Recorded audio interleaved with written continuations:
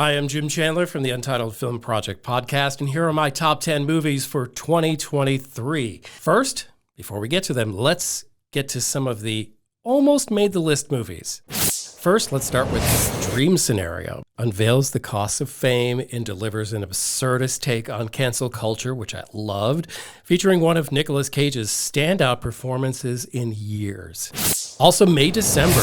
This haunting look into the life of a grown woman who sexually assault and marry a young boy is full of incredible performances. Natalie Portman, Charles Melton, and especially Julianne Moore. Then there's John Wick 4, possibly the final chapter in this beautifully violent saga. John Wick 4 stands as a masterpiece with some iconic scenes, especially that scene going up the stairs. Incredible. Next is Zone of Interest. This is a movie I bagged on a lot, and all critics seem to love it.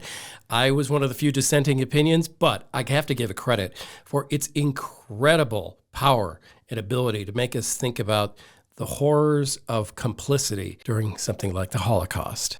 I also love Mission Impossible Dead Reckoning Part 1. Still has the ability to make you grab your armrests and grip them well. Very exciting. And Priscilla, a softer, more gentle movie and a different telling of the Elvis story. Kaylee Spaney gives a terrifically nuanced performance as the young teen who has grown in a tiny bottle that needs to break free from her confines. Now let's get to the top 10. Here they are. At number 10, Past Lives. This mournful look at a life that could have been grabs you so gently but tightly. Greta Lee gives a graceful performance, and the first-time director, Celine Song, shines in this romantic look at our life choices. Number 9 is Hayao Miyazaki's The Boy and the Heron. It's one of his animated masterpieces. It delivers on themes of loss, acceptance, and reunited love with luxurious animation, all crafted by hand. Not 1 second of CGI on this screen. Anatomy of a Fall is number 8. While you're trying to deliberate on your verdict and asking, was a man killed? And if so, who's to blame? Sandra Huller, as the complicated accused, turns in a spectacular performance. Coming in at number 7, Jeffrey Wright captivates as a writer in American fiction. He challenges the romanticized portrayal of Black culture in literature. The film's exploration of self-loathing and consequences of selling out is both funny and thought-provoking. At number 6, High Cinema, Maestro.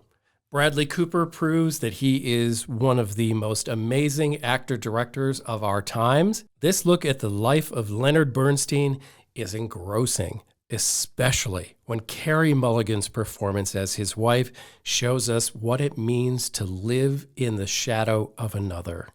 Number 5, Spider-Man Across the Spider-Verse. The superhero movie is not dead.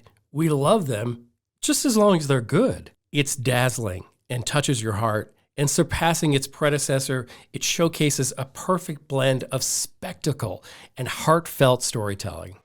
Number 4 hits me here hard, and it's The Color Purple. There is no weak link in this film. Everyone is fantastic. The cast is superb. The music only accentuates the highs and lows of heartbreak and joy and triumph. It's an achingly beautiful film.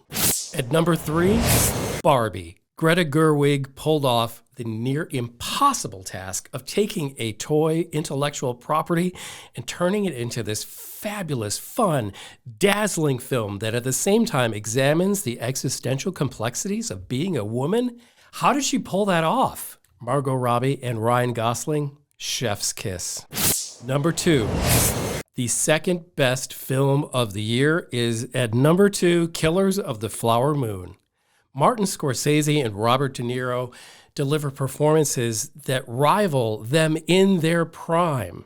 Killers of the Flower Moon unveils the shocking, awful truth about what happened to the Osage Nation, and it pushes the boundaries of what you thought treachery could be. Lily Gladstone, with little dialogue, becomes the linchpin in this epic masterpiece, showcasing the power of filmmaking. Loved it. And the number one film of 2023 is Oppenheimer. In a year bursting with cinematic prowess, Christopher Nolan detonates the screen with Oppenheimer. It's his magnum opus that goes beyond the explosive moments, spotlighting one man's intricate mind and the politics that can make him the hero or the enemy. Cillian Murphy's performance deserves nothing less than the Best Actor award. Oppenheimer stands tall as the epitome of filmmaking excellence in a year brimming with outstanding cinematic achievements. The top four, you could switch places and I would not be upset.